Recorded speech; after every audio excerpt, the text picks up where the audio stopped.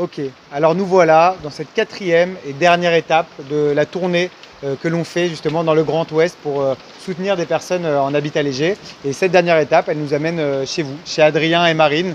Vous êtes maraîchers, bio, vous êtes installés récemment. Et en fait, derrière moi, il y a l'objet du crime, j'ai envie de dire, hein, ce mobil-home du délit, exactement.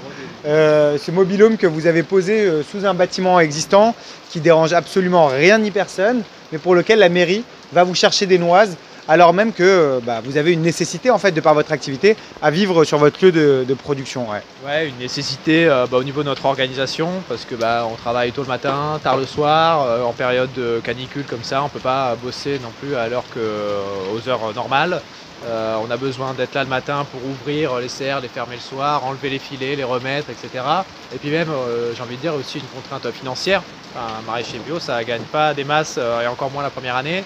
Là, moi, j'aurais pas les moyens de payer un crédit. Et en plus de ça, payer un crédit et payer l'essence qui va avec pour faire les trajets tous les matins, plus la pollution que ça engendrerait. Enfin voilà, pour nous d'habiter là, ça a vraiment tout son sens à plein de niveaux, quoi. Ouais. On aimerait bien montrer le terrain parce qu'il est magnifique, vous avez fait un énorme travail d'aggradation, mais là on est sous un gros orage, du coup on va pas pouvoir voir ni la phyto, ni ces 3 hectares que vous cultivez. Ouais.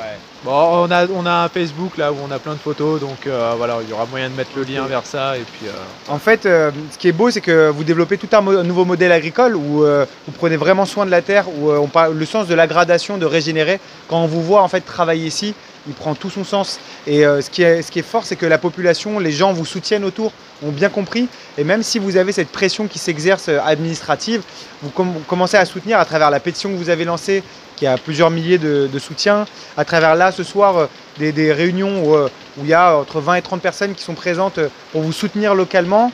On sent qu'il y a quelque chose qui bouge quand même. Bah oui, c'est clair. Enfin, là, on commence à se faire connaître auprès de la population, puis on voit que c'est pas nous qui avons une lubie et qu'on fait comme on veut et que personne n'est d'accord avec nous. Au contraire, c'est tout l'inverse. Personne ne comprend pourquoi on a des problèmes. Tout le monde est content de nous voir et surtout nos voisins les plus proches, ceux qui pourraient être éventuellement emmerdés par notre présence.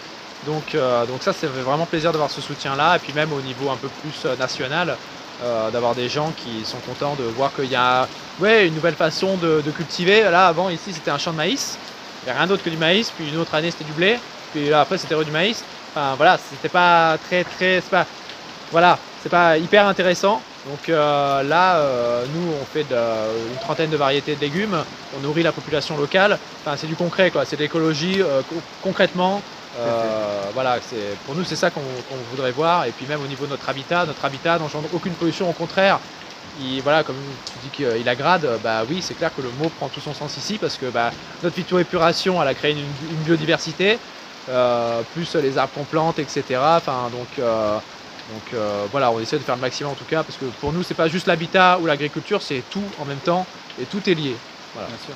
Je pense que ce que vous vivez, c'est une inspiration pour beaucoup de personnes, soit qui se sont lancées, qui éprouvent parfois des difficultés, ou soit qui vont se lancer en fait. Vous êtes véritablement des pionniers et comme tu dis, le fait de justifier aussi sa présence sur ces terres agricoles à travers un nouveau modèle et en cultivant pour le territoire, ça prend tout son sens et rien ni quoi que ce soit ne pourra empêcher cela. Voilà. Et donc c'est un message qu'on dit aussi aux institutions, c'est soutenez ces modèles-là parce qu'il y a une nécessité et quoi qu'il arrive, quelles que soient les décisions prises, on sera des milliers à soutenir et des millions à venir en soutien, en appui de ces personnes qui vous nous nourrissez en fait et c'est précieux ce que vous mettez en place. Donc voilà, moi, tu voulais dire un mot? Ouais.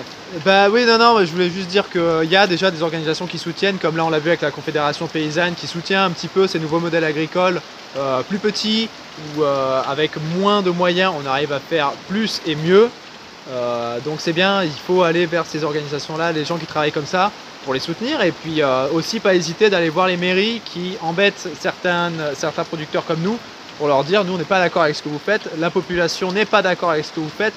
On vous désapprouve. Nous, c'est ce qui se passe un petit peu ici avec notre maire. Il y a des gens de la population locale qui lui disent que ça va pas ce qu'il fait. Et ça, c'est très bien. Déjà, ça nous fait du soutien à nous, ça nous fait du bien. Et puis lui aussi, il l'entend de la bouche de gens qu'il considère, qu'il connaît. Donc il faut vraiment se faire connaître. Qu'il faut rien lâcher. Et puis qu'il faut rien lâcher. On a raison.